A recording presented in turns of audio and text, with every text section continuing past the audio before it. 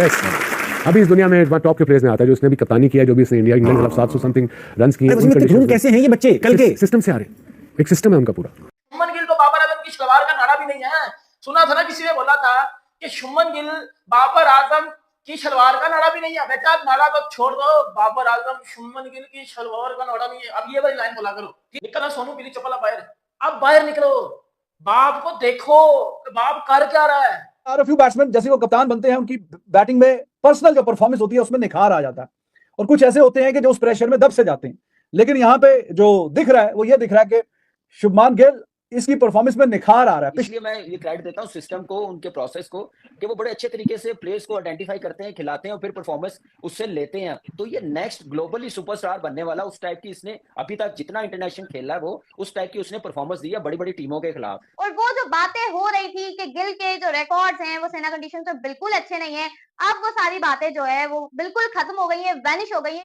आप में अगर टेम्परामेंट है, आप में स्किल है, आप में अप्रोच है, आप कन्विंस्ड हैं उस आइडिया के लिए that I will be tested in the middle, so फिर इसी तरह की परफॉर्मेंस निकल कर आती है जिस तरह यशस्वी जायसवाल और फिर शुभमन गिल ने दी है। तो मुझे लग रहा है कि अगले 1-2 सालों में जहां शुभमन गिल खड़ा है, जहां शुभमन गिल खड़ा विराट कोहली की जगह लेने के लिए, रोहित शर्मा की जगह लेने के लिए, तो वहां पे ऐसे स्टेप बाय स्टेप वो जा रहा है। अगर मैंने किसी टेस्ट कैप्टन को इतनी मैच्योरिटी के साथ बैटिंग करते देखा ना, तो वो शुभमन गिल है।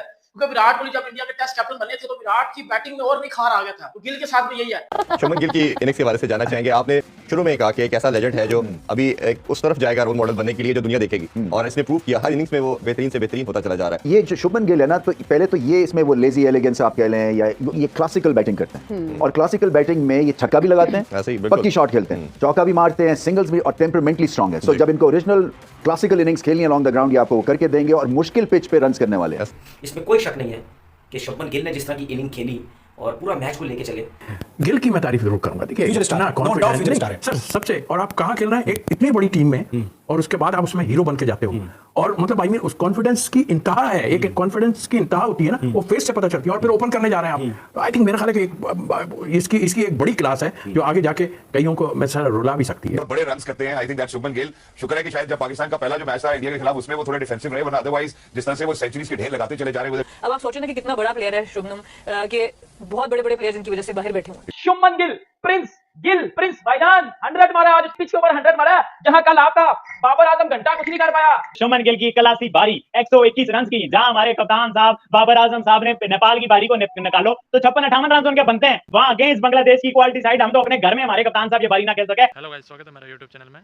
तो ये चीज देखे कैसे पाक मीडिया रो रहा है, तो आगे पूरा वीडियो देखिए। सबसे बड़ा इसका वीक लिंक था ना, जो मैंने अगेंस्ट इंग्लैंड इंडिया में देखा था, वो उतने अच्छा उसने कर लिया। वो जो एंडरसन आता था उसके पैड पे बॉल लगती थी, एलबीडब्ल्यू या स्लिप में बाहर दूर से खेल जाता था।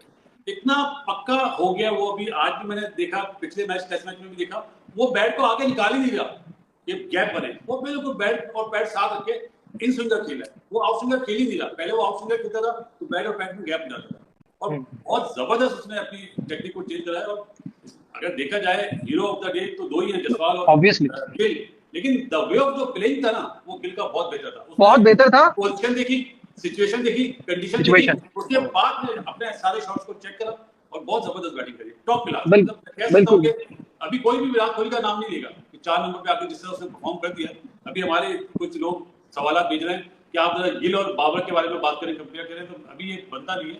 गिल बहुत अभी बनता ही नहीं है भाई। हाँ जी, कामरान क्या कह रहे हैं?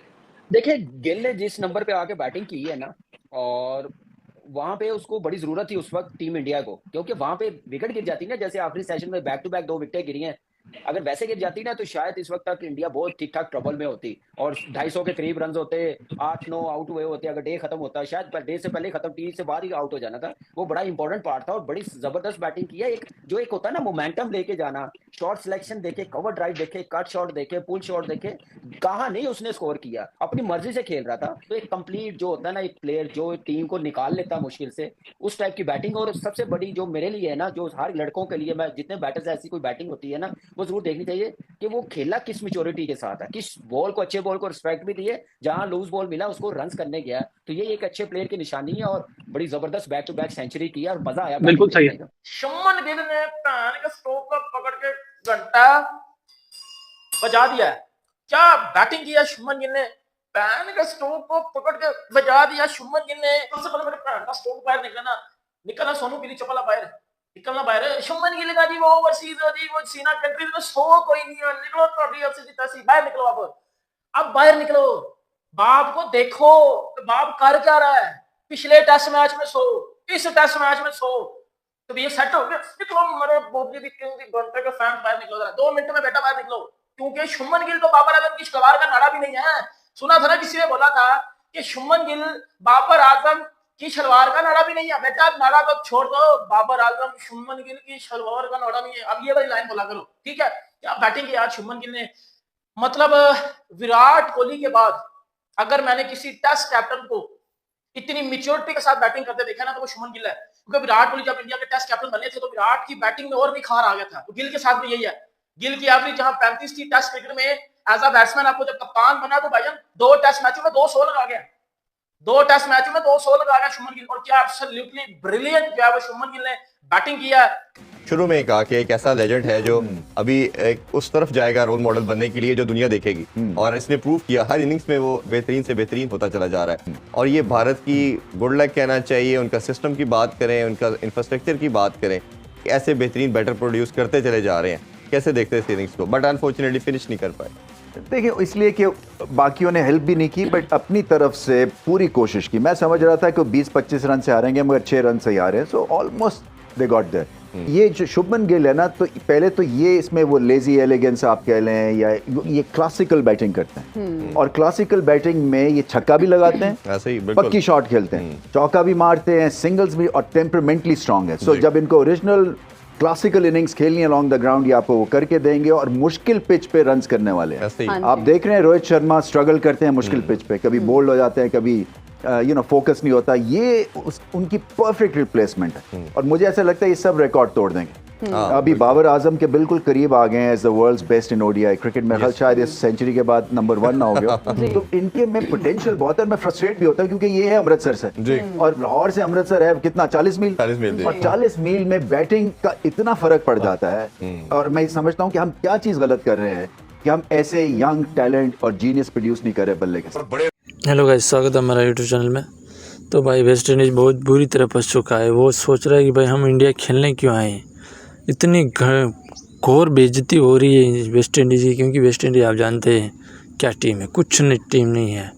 पहले जायसवाल ने 175 रन ठोके, उसके दोहरा शतक भी हो सकता था, लेकिन वो जायसवाल के शतक दोहरा शतक भी हो सकता था, लेकिन शुभमन गिल की गलती के कारण उनका दोहरा शतक रह गया। कई मीडिया ये दावा कर रहा है कि शुभमन गिल ने जानबूझकर उनको रन आउट किया, पर मेरे को ऐसा नहीं लगता कि शुभमन गिल एक कैप्टन है और कहीं ना कहीं उसको लगता है कि कहीं से भी टीम जीते। अगर परफॉर्म कर रहा है जायसवाल तो वो टीम के लिए बहुत ही बढ़िया है, लेकिन जायसवाल दोहरे शतक से बच गया। और शुभमन गिल ने जो शानदार पारी खेली है, जब जायसवाल को आउट किया था तो सब ट्रोल कर रहे थे शुभमन गिल को कि भाई इसने ऐसा क्यों किया, पर जब शुभमन गिल की बारी आई तो शुभमन गिल ने भी सेंचुरी ठोक दी। सेंचुरी ऐसी नहीं कि धीरे धीरे लगाई है, उसने बहुत ही शानदार पारी खेली, कप्तानी पारी खेली। और जब से शुभमन गिल को कप्तान बनाया गया है, वो हर बार इंग्लैंड के खिलाफ, जब इंग्लैंड के खिलाफ उसको कैप्टन बना के भेजा गया तो शुभमन गिल ने इंग्लैंड के खिलाफ टेस्ट में 4 शतक मारे थे। भाई 4 शतक कोई छोटी मोटी बात नहीं है। और as a captain Shubman Gill का टेस्ट में काफ़ी रिकॉर्ड ख़राब है, लेकिन जब से उसको कैप्टन बनाया गया वो लगातार अच्छी से अच्छी परफॉर्मेंस दे रहा है। और इसी कारण से उनको ओडीआई का भी कैप्टन बनाया गया है। और ये लग रहा है कि 2-0 से वाइट वॉश होगा वेस्ट इंडीज़ और भारत। तो भाई कोई मुकाबला ही नहीं है वेस्ट इंडीज़ और भारत का। भारत कहीं बहुत आगे निकल चुका है वेस्ट इंडीज़ से, और शुभमन गिल